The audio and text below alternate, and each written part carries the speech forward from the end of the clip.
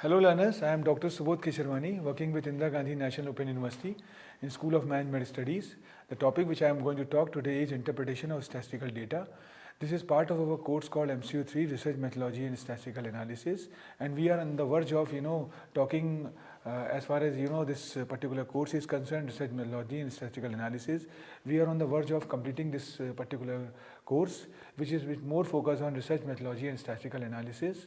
So as far as the definition of the statistical data is concerned, I think this statistical data is quite important because you talk about the hypothesis, you talk about the assumption, you talk about lot of analysis and interpretation. So definition of statistical data is quite important because it deals with the collection, analysis and interpretation of numerical data using the theory of probability, especially with methods for drawing inferences about characteristics of a population from examination of a random sample. So what exactly we have talked about in our preceding sessions, starting from the conceptual part of research methodology or the sampling, we have seen that this inferences is very important because one side there is a descriptive statistics, other side there is a inferential statistics. So inferential statistics more emphasize on the testing part.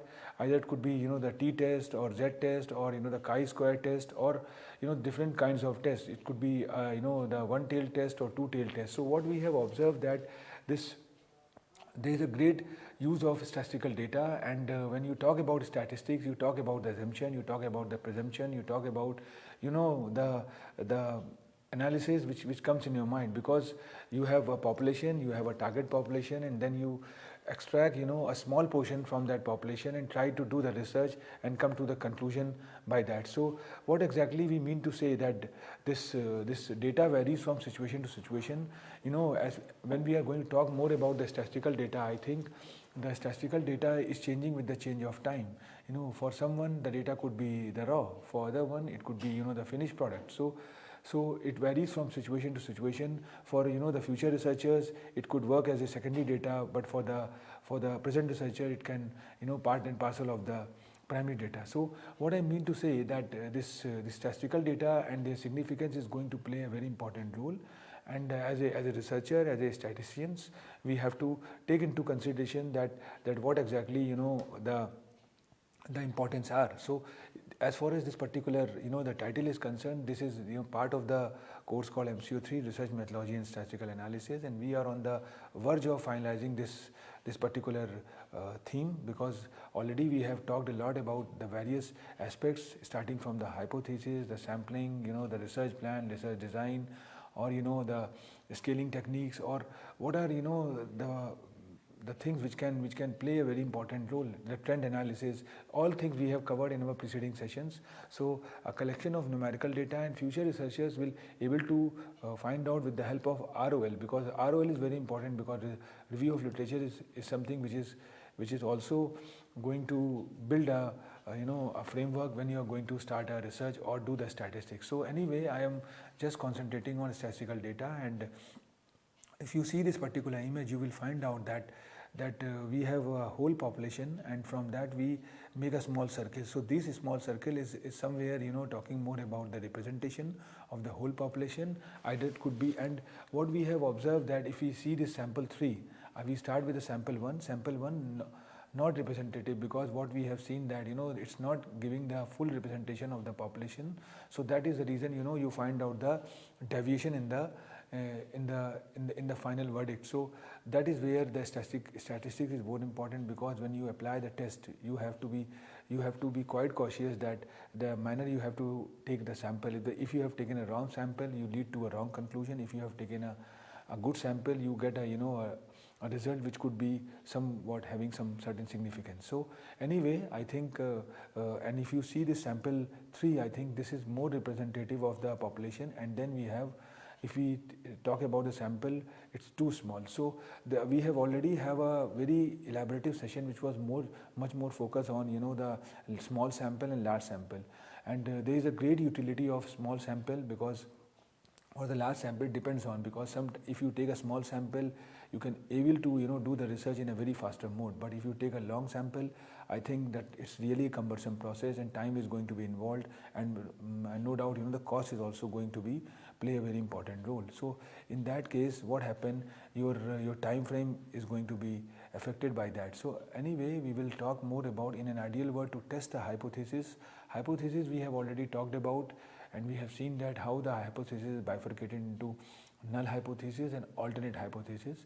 And this is very important because it's talk more about the assumption, and if your hypothesis statement is fine, I think your journey towards reaching the goal is going to be finalized in a more systematic manner. So what we have observed, that if we talk about the statistical interpretation is an information gathering and learning process, and learn more about the observational phenomena. So what we have observed, we try to interpret the results on the basis of that, and then we reach to the conclusion. So statistical interpretation is an information gathering and learning process. It's a routine process, rather we can say, because and it's not like that you have interpreted the things at one juncture and you are going to stop yourself and come to the conclusion. So it need to be a routine phenomena which can go on and on after certain intervals. So when researchers start the research, I think that research, if considered as a long-term goal, it need to be bifurcated into certain short-term goals, and these short-term goals are going to tackle in a more elaborative manner, in a more systematic manner. So statistical interpretation talks about the observed phenomena, informed decisions and actions, how we are going to decide, and then you are going to act on that. So testing is something we have seen that in our preceding sessions, in our a lot of sessions when we talk about the concepts, we talk about building the blocks. There we have seen that we have developed the phenomena, and then afterwards we start testing. So testing believes in executing the things, and there are certain the methods, or there are certain tests which are there. We have already talked about the testing of hypothesis. Learn more about the real world situations, because trend is changing. There was a time when we are in a one mode, but if you talk about the business world is changing with the change of time. So what we observed, that this online phenomena had come up. We are moving away from the brick and mortar systems, and so this all have given a way to the consumers to think differently. So when you think different, when you are applying more technology, I think the old philosophy is going to become redundant. So that is where the interpretation also more important, that what exactly the demand is from the respondent side. So if the respondents reciprocates in a different manner, you have to develop a questionnaire in that format. So if you have a stereotype way of making a questionnaire, what is going to happen, that you are not going to reach to a conclusion what you are expecting. So contextual knowledge is more important, and this PP DAC is very important, because talk about the problem, plan, data analysis, conclusion, cycles for use for the activity. So problem is the statement of the research question, planning the procedure used to carry out the study, data, the data collection process, analysis, this summarizes and analyze the data to answer the question, and conclusion is there where you are going to recapitulate or sum up all those things what you have done. So there are certain caution with respect to statistical interpretation, because if your interpretation is not up to the mark, I think you are not in a position to accumulate all those things, because it's when you talk about the interpretation, you have to talk from underneath to pinnacle. It's not like that you can focus on one segment and you can leave the other segment. So involving interpreting the statistical constants, it is most difficult and skill requiring stage, and it is a stage that statistics seems to be very much viable to be misused. So how you are going to talk about all those pitfalls, because there are certain time when you follow a favorable situation, but after certain time you observe that adverse situation also comes up. So how you are going to come out from those adverse situations, that need to be talk about when you are going to interpret the statistics. So correct interpretation of results will lead to a valid conclusion of the study, and hence can aid in taking correct decisions, because in statistics the whole statistics that talks about the presumption or assumption, and presumption and assumption is based on a very small portion. So in our preceding session we have talked about that there is a cake, and you are just taking a slice of the cake, and and you are going to taste the slice and judge what exactly the whole cake is all about. So this is basically the interpretation, where you're not going to explore the whole population, but focus more on the interpreting the things in a more statistical manner, in a more systematic manner, or in a more methodical manner. So a lot of algorithm, lot of mathematics are going to be applied. So it's the improper interpretation may lead to wrong conclusion and may the whole objective of the study unless. So data collection is the process of collecting and measuring information about variables of our interest. And if you see this particular circle, I think the mid is the statistical interpretation, and there is data mining. We have seen that in technology we are more talking about the data warehouse, data mining, or the business intelligence. Now this phenomena had come up where you are going to make storage of the data and extract the data as per your convenience, as per your needs. So, and research methodology we have already talked about a lot, and this research methodology is nothing but the methods which you are going to use. And there is no rocket science, there is no thumb rule, but with the change of time, with the change of pace, you have to develop a model, you have to develop a pedagogy where this research methodology is going to fit. So research planning is very important, because if you're not going to plan, if you're not going to forecast, ultimately you are not going to visualize yourself in a more manner the way you have to do. So statistical, the data collection is there. Either it could be the primary data collection or the secondary data collection. The pedagogy need to be developed in such a manner that both the the data are very important. It's not like that you every time you emphasize on the first hand information and you are not cater the existing information which are available in the form of secondary data. So the data collection pedagogy need to be framed, and meta-analysis is there. When you talk about what exactly the meta, there are data, there are metadata, and there are big data. So the today word is more talking about the big data, because the big data is more talking on the real-time scenario, the real-time data. So statistical transcription is there, report generation is there. We in our coming sessions, we are going to talk about the statistical peer reviewing process is there, how we are going to review the data, because peer review, when you talk about the review, it's how you are going to recapitulate yourself. But peer review is basically the group of people come together and do the peer analysis. So this is basically the statistical peer review process, and data analysis is there. So data analysis is something which is very important, because if the today's scenario is more talking about the gigantic data. There was a time when you have a data which could be in a shape of a static manner, but right now the data is quite agile, data is quite dynamic.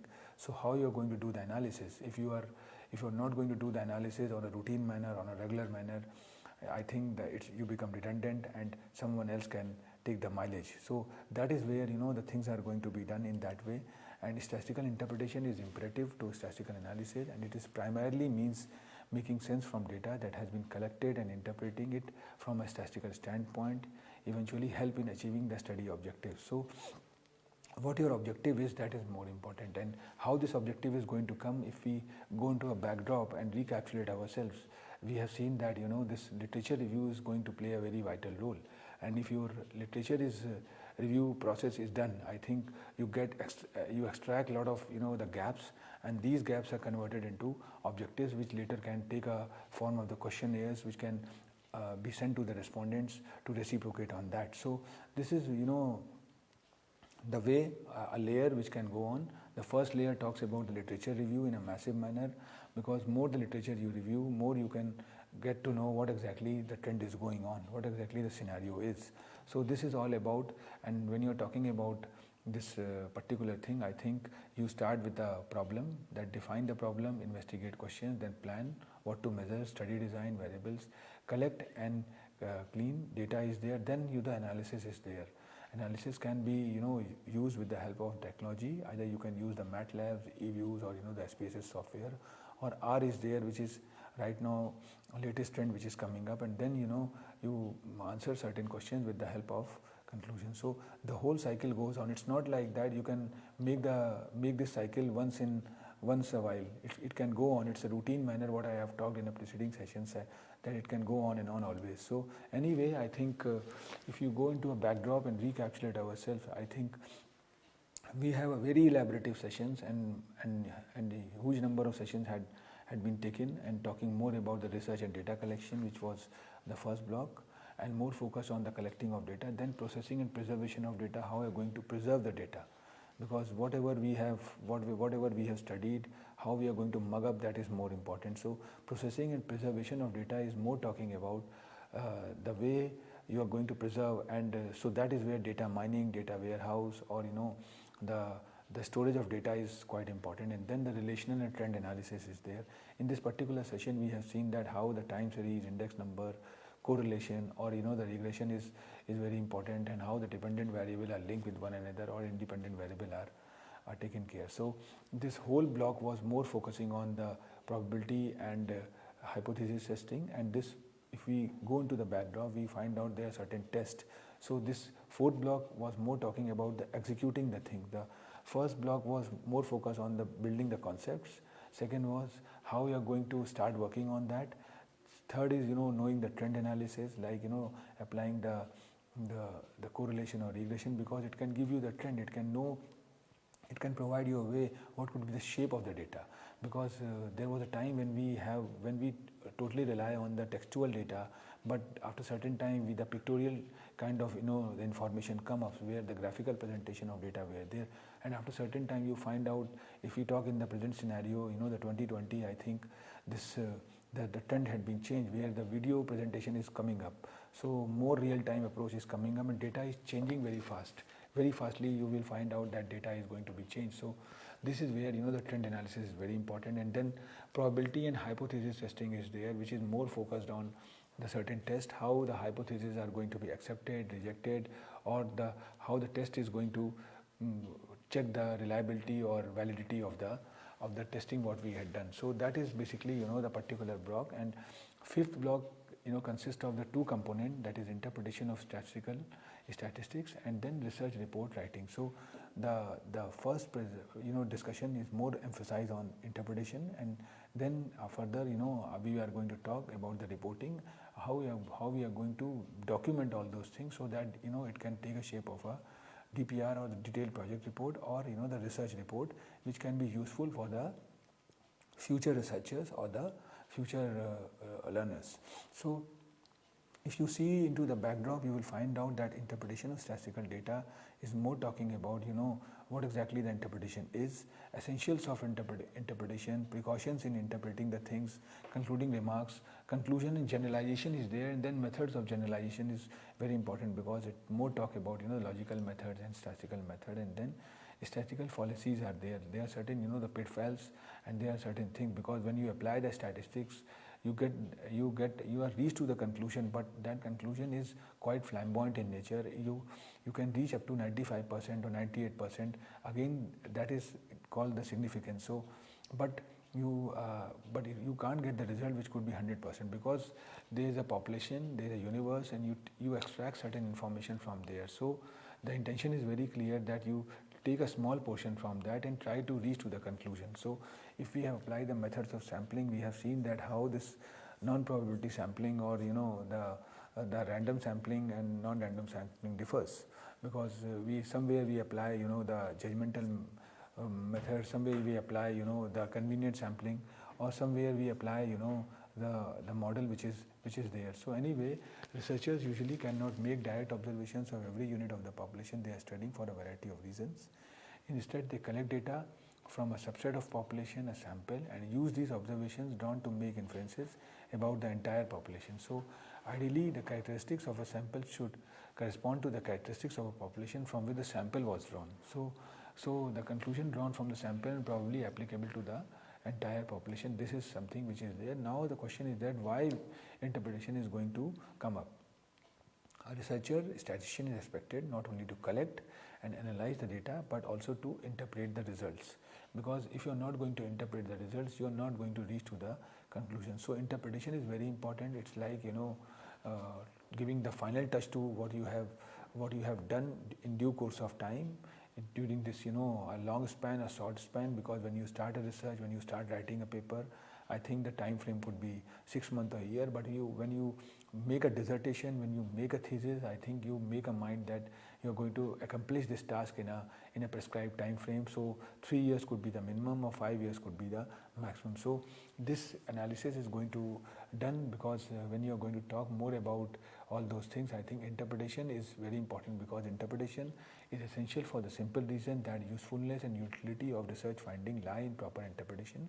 It is only through interpretation that the researcher can expose relations and patterns, and in case of hypothesis testing, we study the researcher may arrive at the generalization. So generalization is something which we are going to take care in this particular session in a more elaborative manner. So in case the researcher had no hypothesis start, he would try to explain the finding on the basis of some theory, and that is another way of explaining the things. And then you're going to find out the conclusion. So essentials for interpretation, if we are going to talk about, the data need to be homogeneous, and we have already talked about the measurement and scaling techniques, and where we have seen that how we are going to measure the things. So there must be a homogeneity.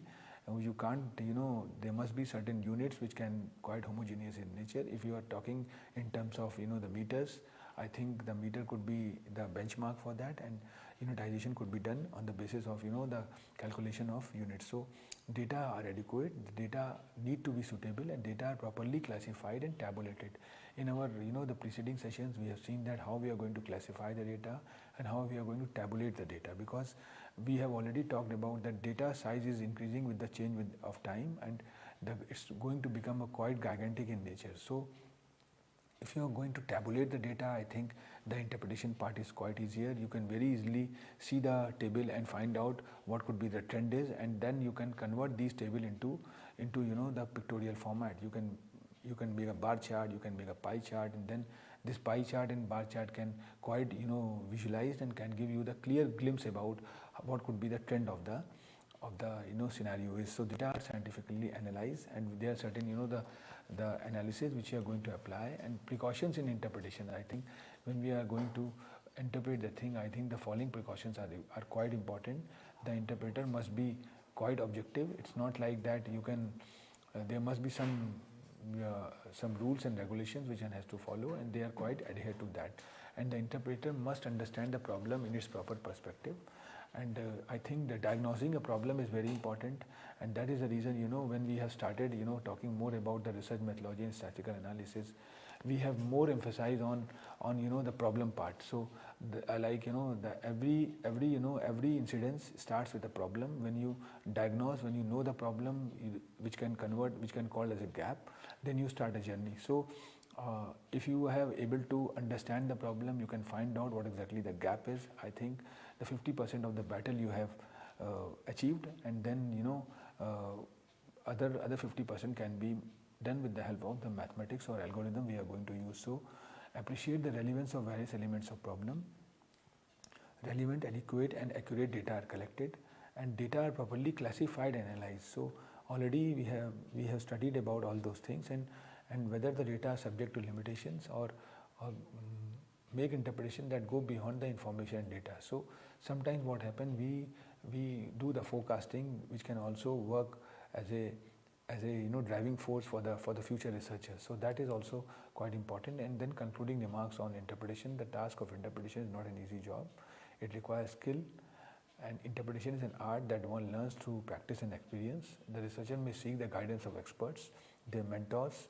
If they are pursuing their doctoral program, they can in touch with their supervisor, with their mentors, and their mentors can able to provide them or navigate them how they can initiate the process. So the researcher must accomplish the task of interpretation only after considering all relevant factors affecting the problem to avoid false generalization, and should not conclude with evidence, should not draw hasty conclusions, and should take all possible precautions for proper interpretation of data. So this is basically and when you interpret, I think then the generalization conclusion part comes.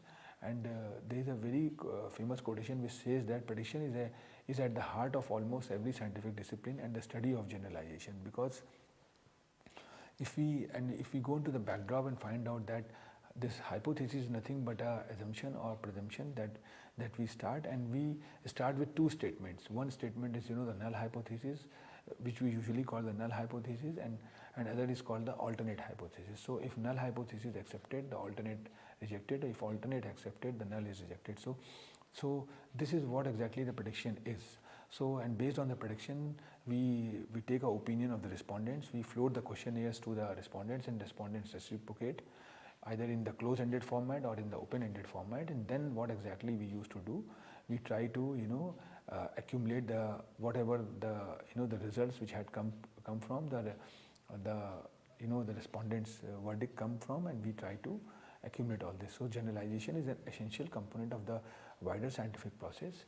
In an ideal world, to test a hypothesis, you would sample an entire population, and that is the reason we have studied in sampling that when to go for the random sampling, when to go for convenient sampling, and if data size is very high, we can convert it into clusters, or we apply the stratified random sampling where we make a group, we make a strata, and then do it. And sometimes what happens, we are not going to get the result in the manner we supposed to do, and because the respondents are not reciprocating, in that case we apply the snowball methodology, because this snowball methodology provide us a platform to give us a reference of the respondents. So it is what allows researchers to take away, and they have learned a small scale and relate it more broadly in a bigger picture. So generalization in research, if you are going to talk about, I think we have observations, we have described study, we have results and data, and then testing environment is there. And then from that, this testing observation, we test hypothesis, possible implications are there, statistical analysis are there, and then assessment is there. We study biasness, errors, or that is the reason we apply certain tests. We see the type 1 error, type 2 error, and then draw conclusions suggestive for future studies, and then real world phenomena is there. So what we observe that all those things are quite linked with one another. And if we more talk about the statistical generalization, it involves inferring the results from a sample and applying it to a population. To do this, the sample must be selected randomly and be representative of the population. So that is the manner, or we can apply the methods of sampling which we have studied in our preceding session. So generalization is a statement, the scope of which is wider than the available evidence, and important to display accurately the underlying distribution of data. Data is generalized to search for a special pattern, and if the data is not properly generalized, the message may be obscured. So this is the way by which, and if you talk about what is the difference between a fact and a statistical generalization, a fact is based on a really assumption, and a statistical generalization based on the values. So faulty generalization is there. There are many ways in which the relationship between generalization and specific instances can be abused, and one of the more common one is overgeneralize from an unrepresentative group. So the figure can quite self-explanatory. And if we more talk about the generalization type, I think the scientific generalization is there. Scientific generalization based on the evidence of causal connection is called scientific generalization. Like all crows are black is based on causal connection between brownness and blackness. And if we talk about the empirical generalization based on the evidence of experience, like all red mangoes supposed to be sweet. So there are we can say two methods of generalization, that is logical methods and statistical methods. If we talk about the logical methods, which are also known as the learning methods, it could be inductive, deductive, analytical and synthetic.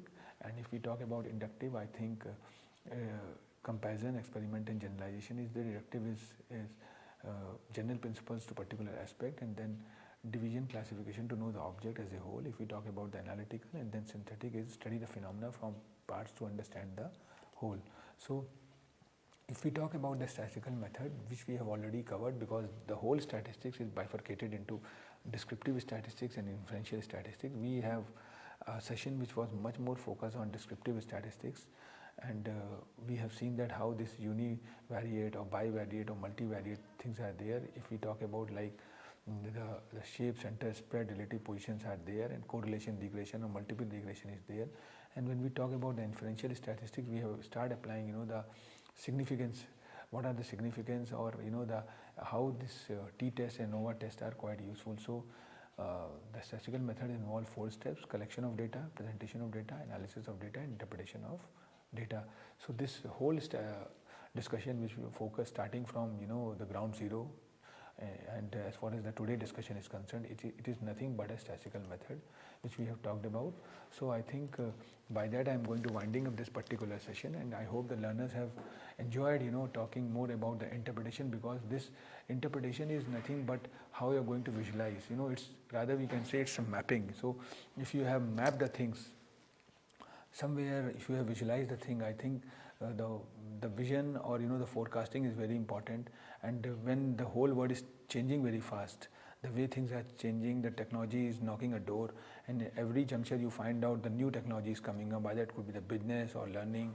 You find out the machine is going to play a very important role, because the artificial intelligence, machine learning. So that is where the statistics is very important, because you are presuming the thing and you are expecting that could going to happen in future. So this is all about the discussion what we have in coming sessions. We are going to talk more about all those things, and if the learners want to go through or face any issues in the particular terminologies, they can just recapitulate our past video, and they can able to find out the terms, because when you talk about the statistics, you have to talk about certain terms which are quite omnipresent in nature and which are coming when you are doing anything, it coming in a regular basis. So understanding the terminology is very important, because these terminologies are frequently used after certain time when you are going to apply these procedures or methodologies. Thank you very much. Thank you.